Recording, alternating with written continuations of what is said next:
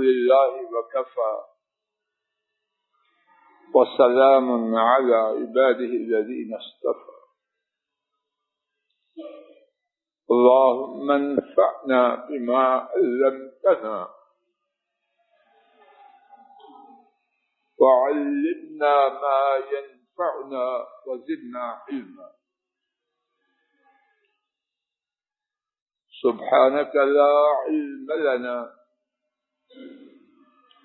إلا ما علمتنا إنك أنت العليم الحكيم رب اشرح لي صدري ويسر لي أمري واحلل عقدة من لساني يفقهوا قولي صدقۃ الفطر فطر روزے کا کھولنا اور اسی سے اردو میں بھی کہتے ہیں افطاری اور اسی سے عید الفطر کہ وہ عید جو روزوں کے چھوڑنے کے بعد آتی ہے. صدقۃ الفطر روزوں کے مکمل کرنے پر جو صدقہ ہے اس کا نام صدقۃ الفطر. اس کی حیثیت کیا ہے؟ نبی کریم صلی اللہ علیہ وسلم نے اس کے فرض ہونے کو بیان فرمایا.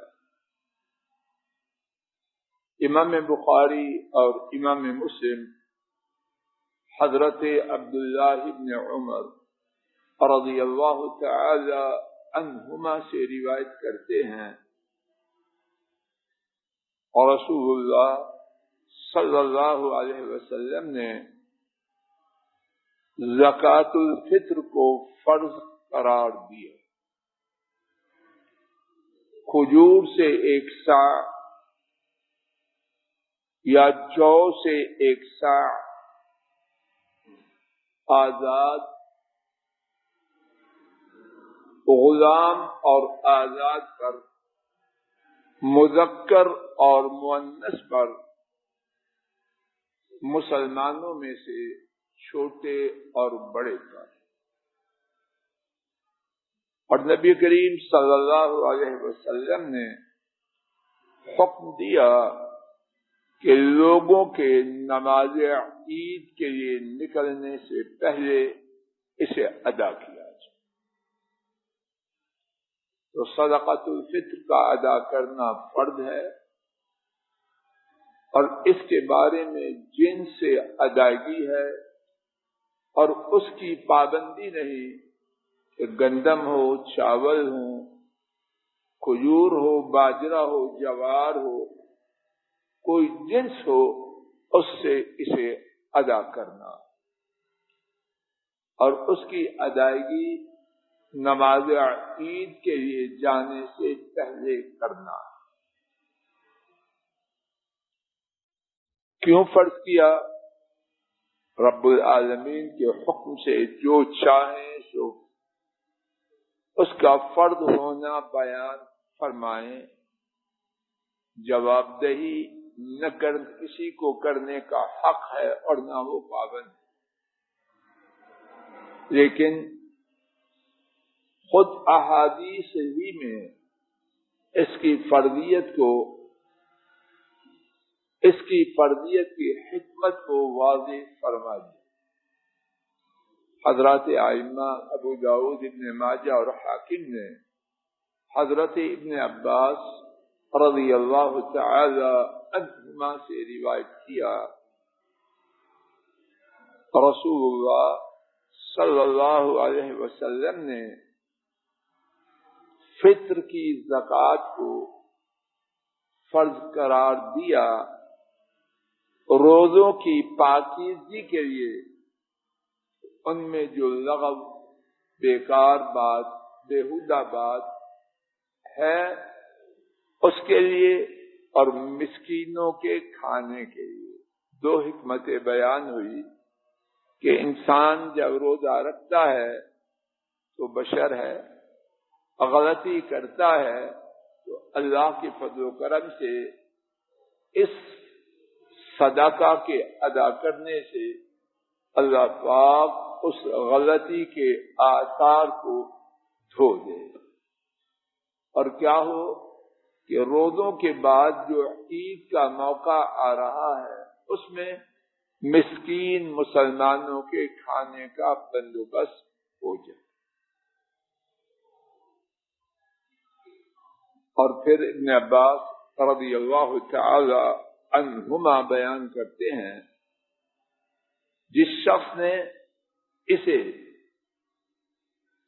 نماز سے پہلے ادا کیا وہ قبول ہونے والا صدقہ ہے، قبول ہونے والی زکوٰۃ ہے، اور جس نے اسے نماز کے بعد ادا کیا وہ صدقات میں سے ایک صدقہ ہے، یعنی صدقۃ الفطر وہ ادا نہ ہوا۔ اب دیکھیے ایک ایک بات میں کتنی باتیں ہیں، لیکن اختصار سے چلتے جاتے ہیں، بس اشارہ کر کے۔ ہمارا دین منظم، بغیر تنظیم کے، نظام کے ہمارے دین میں نہیں کچھ بھی، مقدار مقرر اور وقت متعین، مقدار کا بھی خیال رکھنا ہے اور وقت کی پابندی بھی ہے۔ کس سے نکالیں، پہلے بات گزر چکی، اس کو مزید واضح کرتا ہوں۔ آپ نے جس طرح سنا امام بخاری اور امام مسلم کی ابن عمر رضی اللہ تعالی عنہما کی بیان کردہ حدیث میں کھجور سے 1 سا یا جو سے 1 سا، اور اسی طرح دیگر اجناس سے ادا کرنے کا ذکر بھی موجود۔ صحیح بخاری میں ہے، حضرت ابو سعید رضی اللہ تعالی عنہ بیان کرتے ہیں، ہم صدقۃ الفطر نکالا کرتے تھے گندم سے 1 سا، جو سے 1 سا، کھجور سے 1 سا، پنیر سے 1 سا، کشمش سے 1 سا، کسی جن سے ہو، لیکن نبی کریم صلی اللہ علیہ وسلم کے زمانہ مبارک میں جن سے نکالا جاتا ہے۔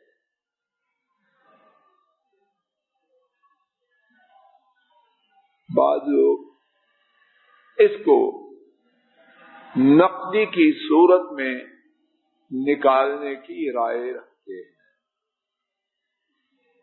احادیث شریفہ سے معلوم ہوتا ہے کہ نبی کریم صلی اللہ علیہ وسلم نے صدقۃ الفطر کی جو فرضیت فرمائی وہ جنس میں تھی۔ نبی کریم صلی اللہ علیہ وسلم سے اور آپ کے صحابہ میں سے کسی سے جنس کی بجائے نقدی میں نکالنا ثابت نہیں۔ امام احمد رحمہ اللہ فرماتے ہیں نقدی نہ دے۔ ان سے کہا گیا کہ بلا شبہ عمر بن عبدالعزیز رحمہ اللہ تعالی بہت بڑے اور عظیم الشان خلیفہ، ان سے کہا گیا کہ بے شک عمر بن عبدالعزیز رحمہ اللہ تعالی نقدی کی صورت میں صدقۃ الفطر بیت المال کے لیے لیا کرتے تھے۔ تو امام احمد نے فرمایا کہ رسول اللہ صلی اللہ علیہ وسلم کے فرمان کو چھوڑتے ہیں اور کہتے ہیں کہ فلاں نے یوں کہا. عمر بن عبدالعزیز بہت بڑے ہیں، لیکن کن سے ان کی بات کا مقابلہ کیا جا رہا ہے؟ رسول کریم صلی اللہ علیہ وسلم کی بات سے کسی کا مقابلہ. اور پھر امام احمد رحمہ اللہ نے بیان کیا کہ ابن عمر رضی اللہ تعالی عنہ نے فرمایا کہ رسول اللہ صلی اللہ علیہ وسلم نے صدقۃ الفطر فرض کیا اور پھر اجناس کا ذکر کیا. خلاصہ، اگرچہ علماء امت میں سے ایک رائے یہ ہے، اور اللہ ان سب پر رحم کرے، اور ہم ان کے مقابلے میں کچھ حیثیت نہیں رکھتے کہ صدقۃ الفطر جنس کی بجائے نقدی میں دیا جائے، لیکن احادیث شریفہ سے اور حضرات صحابہ کے طرز عمل سے جو بات معلوم ہے وہ جنس کی صورت میں ہے. اور اللہ سب علماء پر اپنی رحمتیں فرمائے اور ان کی کوششوں کا انہیں بہترین بدلہ عطا.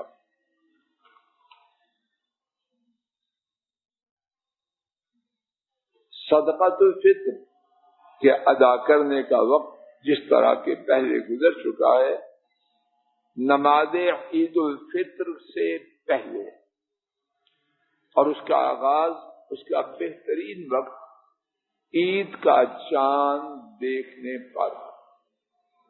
عید کے چاند دیکھنے سے لے کر نماز عید الفطر کے لیے جانے سے پہلے یہ اس کی ادائیگی کا بہترین وقت ہے. البتہ حضرات صحابہ سے 2-3 دن پہلے دینا ثابت ہے، اپنی آسانی کے لیے. شاید وقت کی تنگی کی وجہ سے عید سے پہلے ادا نہ کر پائے، یا مسکینوں کو پہنچانے کی غرض سے اگر 2-3 دن پہلے دیا جائے تو حضرات صحابہ سے اس کا ذکر ملتا. لیکن بہترین وقت چاند کے نظر آنے سے لے کر عید کے لیے نکلنے سے پہلے تک. کن کو دیا جائے؟ مسلمانوں کے فقیروں کو، وہ حضرات و خواتین، وہ کنبے جن کے جائز اخراجات ان کی آمدن سے کم ہو، جن کے جائز اخراجات ان کی آمدن سے زیادہ ہو، اور ان کے پاس ایسے اثاثہ جات بھی نہ ہوں جن کی بنا پر وہ اپنی گزران اچھی کر سکے. دوسری جگہوں میں ایک شہر سے دوسرے شہر، ایک ملک سے دوسرے ملک مسلمانوں کی ضرورت کے پیش نظر اس کو منتقل کیا جا سکتا ہے. مساجد کے بنانے میں، دینی اداروں کے بنانے میں اس کو نہیں دینا چاہیے. فقیروں مسکینوں کا حق ہے، غربا کا حق ہے، انہیں ہی دینا چاہیے. اس کی مقدار 1 صاع، اس کے بارے میں لوگوں نے تحقیق کی ہے. جو بات بیان کی گئی ہے 2 کلو اور کچھ گرام، 2 کلو کچھ گرام اگر 2.5 کلو دے دیا جائے تو اللہ کے فضل و کرم سے، شک شبہ سے مکمل طور پر دوری ہے. تو گھر کے ہر فرد کی طرف سے 1 صاع یعنی 2 اور آدھا کلو.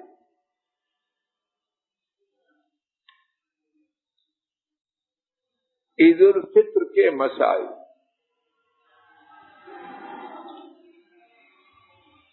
نمبر 1، عید الفطر کے لیے 3 کام عید کے دن کرنا مسنون ہے، مستحب ہے۔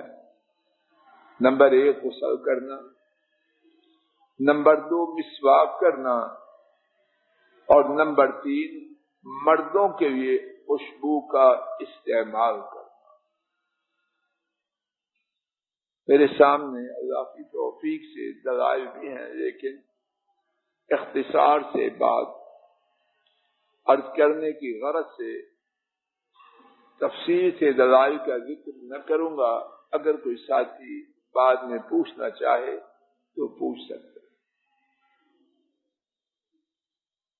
خواتین تفصیل قدرے اس بارے میں بعد میں بھی آ رہی ہے، ایسی خوشبو استعمال نہ کریں کہ وہ مردوں تک پہنچے۔ دوسری بات،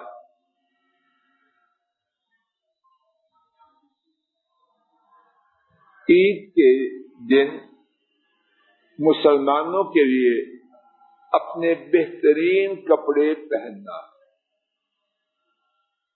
حضرت ابن عمر رضی اللہ تعالی عنہما عید کے لیے اپنے کپڑوں میں سے بہترین پہنا کرتے۔ نبی کریم صلی اللہ علیہ وسلم عید کے دن سرخ دھاری والی چادر اوڑھتے۔ البتہ یہ بات اچھی طرح نوٹ کروی جائے، عید کا لباس بناتے ہوئے اپنے وسائل کے اندر رہنا،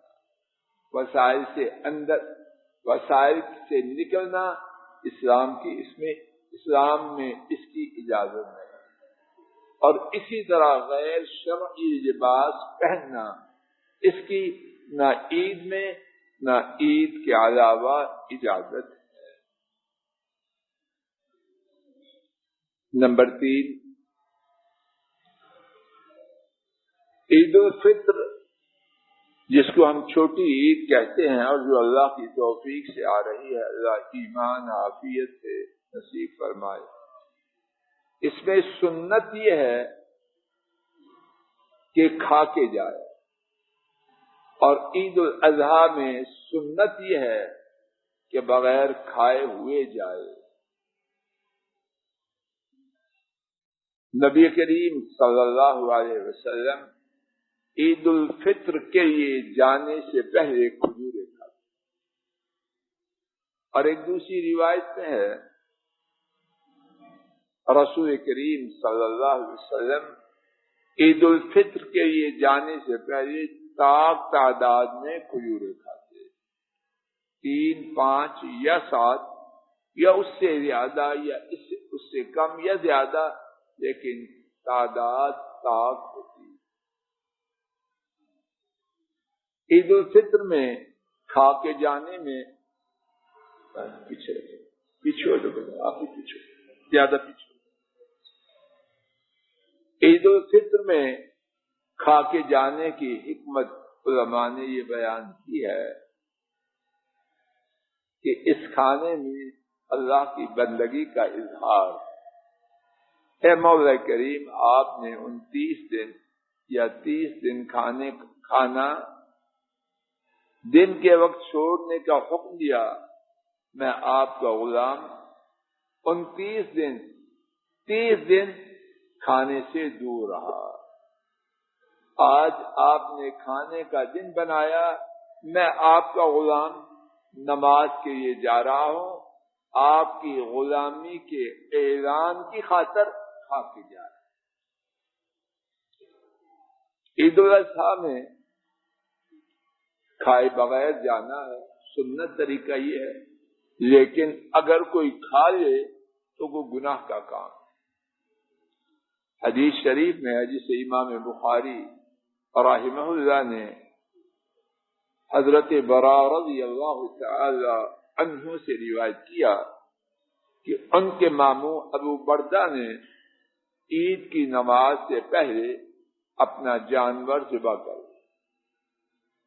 اور کھایا بھی۔ نبی پاک صلی اللہ علیہ وسلم سے عرض کیا تو آپ نے فرمایا کہ تیری کھانے والی بکری تھی وہ قربانی نہیں ہوئی۔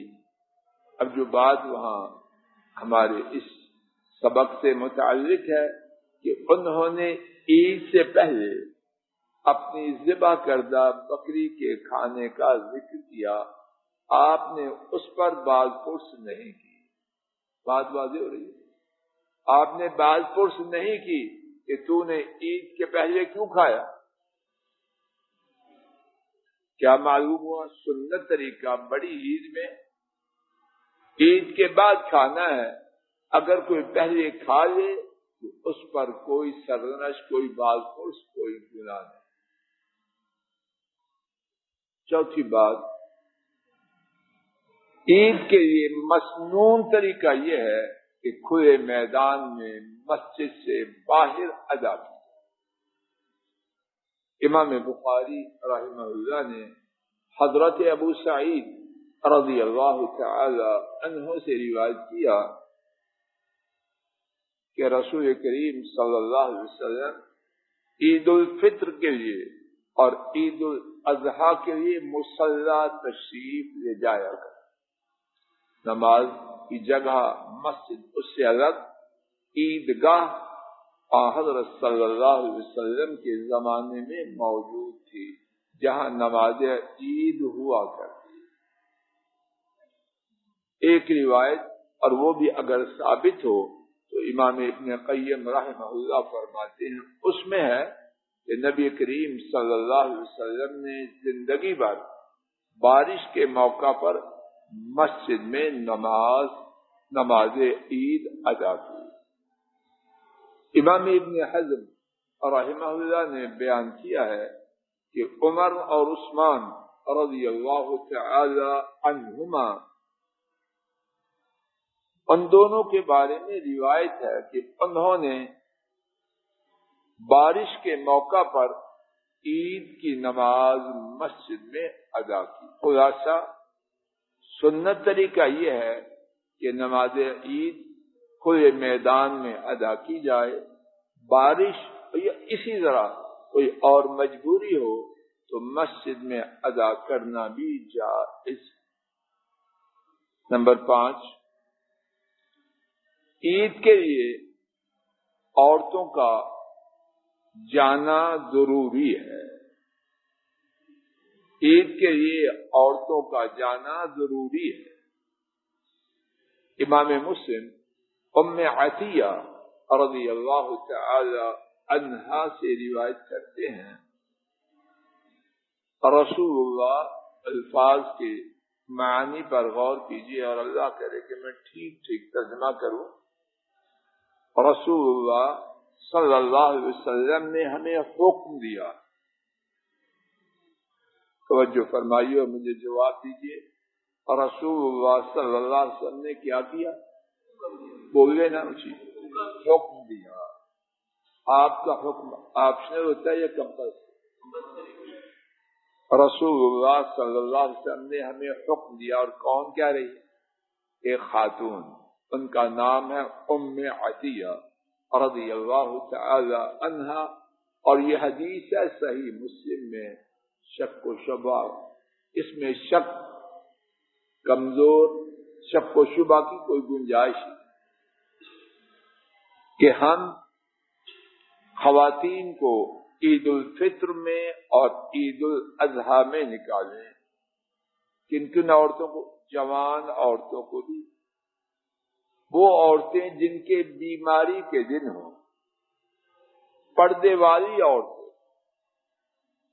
جہاں تک بیمار خواتین کا تعلق ہے وہ نماز کی جگہ سے دور رہیں گی اور مسلمانوں کی خیر اور مسلمانوں کی دعا میں شرکت کریں۔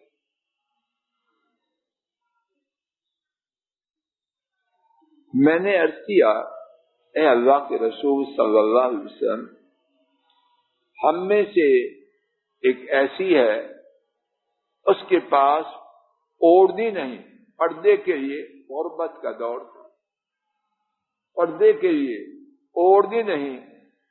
آپ نے فرمایا کہ اسے اس کی بہن اپنی اوڑھنی پہنا دے، یعنی بعض خواتین جو آسودہ حال ہو وہ اپنی ایک اوڑھنی تو اسے خود پہننی ہے، اس کے علاوہ اس کے پاس جو ہو وہ اس کو پہنا دے۔ یہاں توجہ فرمائیے، دوبارہ نمبر 1 حکم دیا، کون سی خواتین جائیں؟ بوڑھی، جوان بھی جائیں، اور کون سی خواتین جائیں؟ جنہوں نے نماز نہیں بھی پڑھی۔ اور وہ عورتیں کیوں جائیں؟ کہ مسلمانوں کی خیر کا موقع ہے، اور مسلمانوں کی اجتماعی دعا کا موقع ہے، تاکہ اس میں تو شریک ہو جائے۔ اور ایک اور بات فرمائی کہ پردہ نہیں تو فرمایا بے پردہ نکل جائے، جی بے پردہ ہی نکل جائے نہ، دوسری مسلمان آسودہ حال جن کے پاس پردے کے لیے ایک سے زیادہ اوڑھنی ہو، وہ انہیں ادھارا عاریتاً دے دیں، تاکہ وہ بھی با پردہ ہو کر مسلمانوں کی اس خیر اور دعاؤں کی قبولیت کے موقع پر حاضر ہو جائے۔ بعض لوگ اس کو ناپسند کرتے ہیں اور کتنی ہی باتیں بناتے ہیں۔ امام ابن قدامہ اس کو مکروہ کہنے والوں کے موقف پر تبصرہ کرتے ہوئے لکھتے ہیں وَسُنَّةُ رَسُولِ اللَّهِ صلی اللہ علیہ وسلم احق ان تتبع، اللہ کے رسول صلی اللہ علیہ وسلم کی سنت اس بات کے زیادہ لائق ہے کہ اس کی پیروی کی، تکبر کے لیے نہیں اور نہ کسی کو اذیت پہنچانے کے لیے، لیکن اللہ کی نعمت کا شکر، اس کا اظہار کرنے کے لیے اہل حدیث پر اللہ پاک کی ابتدائی سے رحمت۔ جو بات حدیث میں ثابت ہو انصار صاحب جی، بس زبان بند، اللہ توفیق ہی نہیں، زیادہ پرہیزگار بننا، نبی پاک صلی اللہ علیہ وسلم کے فرمان کے ہٹ کر اس کا کوئی فائدہ ہے وسیم صاحب؟ اللہ یہ نصیب ہی نہیں کرتا، نہ کہنا نہ عمل میں آنا، جو آپ نے فرما دیا بہت بات ہے۔ باقی رہی پردے کی بات، تو اس بارے میں بھی احادیث خاموش نہیں۔ ابھی جو حدیث ہم سن رہے ہیں اسی میں پردے کی تلقین، جائے خاتون با پردہ ہوتی ہے، لیکن یہ کہنا کہ دور یہ ہے وہ ہے، نہ، باتیں بنانا درست ہے۔ اور عجب بات یہ ہے کہ جو لوگ اس بارے میں بہت زیادہ مخالفت کیا کرتے تھے اور اسی طرح مسجد میں آنے کی، اب خواتین کو لے جانے کے لیے راہیں نکالتے ہیں کہ کہیں پارک میں تراویح ہو رہی، مسجد میں آنا برا اور پارک میں جانا، وہاں ٹینٹ لگا دیں۔ شیخ فیصل جی تو ٹھیک ہو گیا، مسجد کے احاطہ میں قاری صاحب کا گھر ہے، مولوی صاحب کا گھر ہے، مسجد میں نہیں جانا، قاری صاحب کے گھر میں بندوبست ہو جائے تو ہے انتقال کرنے سے کوئی فرق ہے اس میں؟ ہاں، فرق یہ ہے کہ حدیث شریف سے دوری ہے، کوئی ضرورت نہیں۔ جو بات حدیث شریف میں ہے وہ محکم فتنہ کے ازالہ کے لیے، پردے کی پابندی کے لیے، حیا کی حفاظت کے لیے حدیث شریف میں بہت کچھ ہے، ہمیں اس سے آگے جانے کی قطعاً کوئی ضرورت نہیں۔ اور اگر پھر بھی کوئی کہتا تو اس کی مرضی، نہ گالی ہے، نہ لڑائی ہے، نہ جھگڑا۔ خواتین مزید توجہ فرما لیں، بے پردہ جانے کی ان کے لیے قطعاً گنجائش نہیں، سرے سے ہی کوئی گنجائش نہیں۔ قرآن و سنت میں اس بارے میں آیات احادیث اور سلف صالحین میں سے خواتین کے واقعات کا مبارک سیلاب. خلاصہ بے پردہ جانے کی قطعاً کوئی گنجائش نہیں، اور پردہ بھی کیسا؟ کھوٹا نہیں، کھوٹا نہیں، پنجابی میں کانا اور گنجا نہیں، مکمل پردہ، سر کی چوٹی سے لے کر قدموں تک، چہرہ بھی، آنکھیں بھی، ہاتھ بھی، قدم بھی. پھر کہتا ہوں کانا اور گنجا پڑتا ہے. ایسا نہ ہو، جانا تو ہے خیر کے لیے، دعاؤں کی قبولیت کے لیے، اللہ کی رحمت کو پانے کے لیے، اور یہ نہ ہو کہ اللہ کا عذاب لے کے آئے. اگر کوئی خاتون پردے کی پابندی نہ کرنے پر اصرار کرے اس کو روک دیا جائے. کون روکے؟ اس کا سرپرست روکے. کون روکے؟ اسلامی ریاست روکے.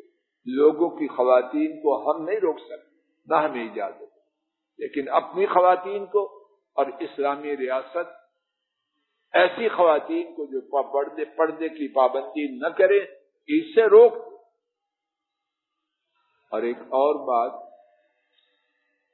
پردے کے ساتھ ساتھ کوئی مسلمان خاتون اس کے لیے اجازت نہیں کہ عید کے لیے جائے اور اس کی خوشبو مسلمان مردوں تک پہنچے. امام نسائی نے حضرت ابو موسیٰ الاشعری رضی اللہ تعالی عنہ سے روایت کیا کہ نبی کریم صلی اللہ علیہ وسلم نے فرمایا جو خاتون خوشبو کا استعمال کرے کسی قوم کے پاس سے گزرے تاکہ ان تک اس کی خوشبو پہنچے تو وہ کیا ہے؟ اتنا سنگین لفظ فرمایا، اگر نہ فرمایا ہوتا تو کسی کو کہنے کی جرات نہ ہوتی. فرمایا وہ عورت بدکار ہے، بدکار ہے. معاملہ سنگین ہے، نرم ہے.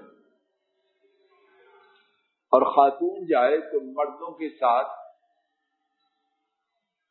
خلط ملط ہو کے نہ جائے، جدا ہو کے جائے. مشہور حدیث ابو داؤد میں ابو سعید انصاری رضی اللہ تعالی عنہ کی بیان کردہ کہ مسجد سے نکلنے پر خواتین اور مرد گلی میں ان کا اختلاط ہوا تو نبی پاک صلی اللہ علیہ وسلم نے بآواز بلند فرمایا خواتین راستے کے درمیان سے ہٹ جاؤ. راستے کے درمیان چلنے کا تمہیں کوئی حق نہیں.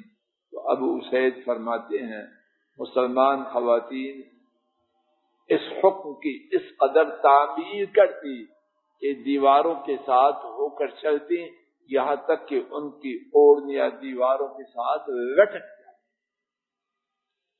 تو مردوں سے اختلاط نہیں کرنا، خوشبو کا استعمال قطعی طور پر جو مردوں تک پہنچے نہیں کرنا، اور مکمل پردہ سر کی چوٹی سے لے کر قدموں تک کرنا.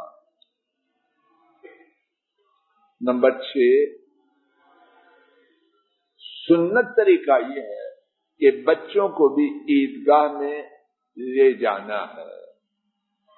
ابن عباس رضی اللہ تعالی عنہما امام بخاری رحمہ اللہ کی روایت کے مطابق عید میں نبی کریم صلی اللہ علیہ وسلم کے ساتھ تھے، اور وہ بالغ نبی کریم صلی اللہ علیہ وسلم کے انتقال کے بعد. امام بخاری رحمہ اللہ نے اپنی کتاب صحیح بخاری میں ایک باب کا عنوان یہ رکھا ہے باب خروج الصبیان الی المصلی